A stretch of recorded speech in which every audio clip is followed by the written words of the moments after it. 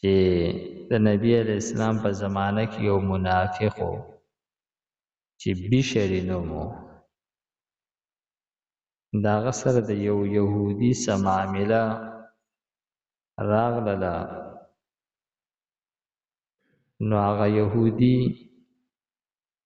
به دا خبره کوله چې په دې پیغمبر باندې فیصله کوو،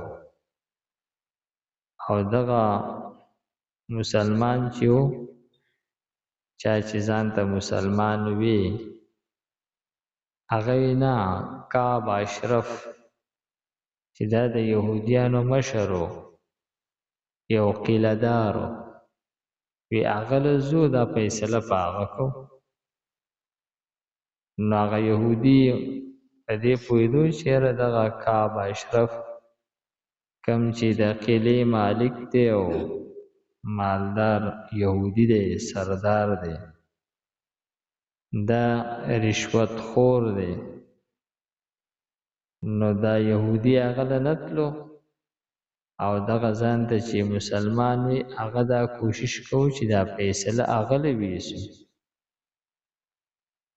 او د یهودي دا خبره کوله چې دا فیصله په دې پیغمبر باندې کوو. اخر دا یهودي په زورور شو، فیصله د نبی اسلام خدمت کې حاضر کړه. نبی علیہ السلام د یهودي په حق کې فیصله وکړه، ځکه چې هغه په حق و. نو دی منافق بیا وی چې نه، فیصله په ابوبکر صدیق رضی الله تعالی عنہ کوو. نو بیا هغه له لاړل، هغه ولهم فیصله قشانتي وکړله. نو بیا یې وی چې یورېږه دریم ځل دی عمر فاروق رضی الله تعالی عنہ باندې فیصله کوو.